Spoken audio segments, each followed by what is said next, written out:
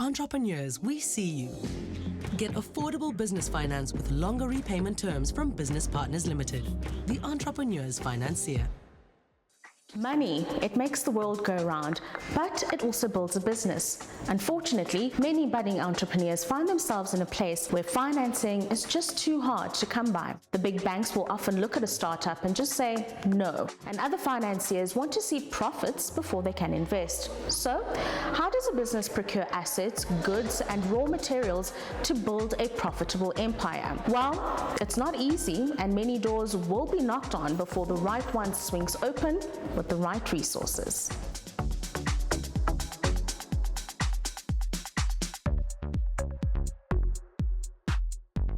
Thank you very much for joining us. And the big thing at the moment, because of the economic climate in South Africa, is for people to venture into business for themselves.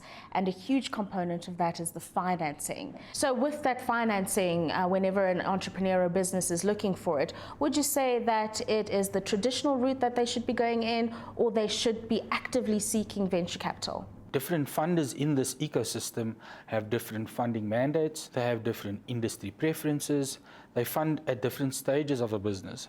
So it's really important to do a bit of research to understand where you are at, what type of funding you need, what type of partner you need, and what are their funding objectives and whether yours aligns closest to that. Yeah, and what about that idea of going for a traditional lender or a venture capitalist? Which would you say is the best route to go? The two have pros and cons, and you need to establish what is the kind of funder you want. Do you want a funder that's going to keep a professional distance or be more involved and add value in your business?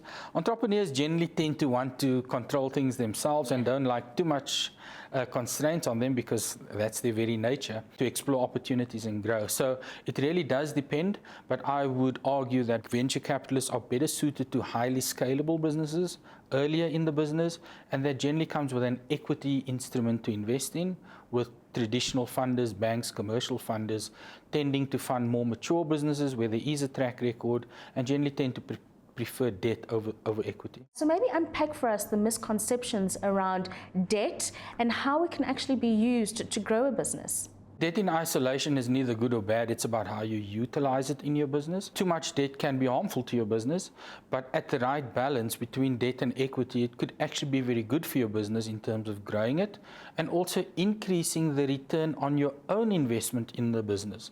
Meaning that if the debt you introduce allows the business to grow in a manner beyond the cost of the funding, then it actually increases your own return on your own investment in the business. So it does depend on how it's utilized in the business. There's of course affordability and cash considerations when you introduce that debt. And then debt comes with various forms of terms and conditions. There's the interest rate, there's penalties, what happens when you can't afford to repay for this month, what kind of clauses are embedded in the fine print. So that's really important over and above just debt in the classic sense. What would you then say are the top tips to note when looking for financing? Research to the funder you're approaching is absolutely key. Some funders have commercial return objectives, other funders have development impact objectives. How many jobs are you creating? What are you doing to uplift society? All of those kinds of initiatives. So matching your application and funding need to the funder that you approach is really key, and narrow down the list of funders you approach, which will increase your chances of success. The second one is have information readily available. Funders cannot make decisions off old information.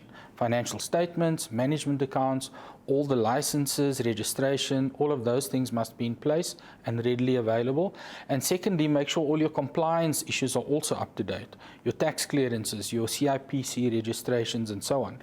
All the basic information and the registration documents. So those are the more common ones that I see why funders don't pursue an application.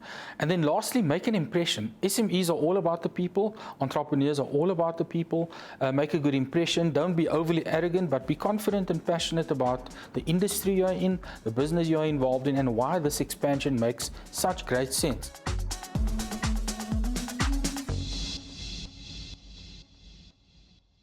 This episode of Future Fit was sponsored by Business Partners Limited, the entrepreneur's financier, proud supporters of SMEs for over 41 years.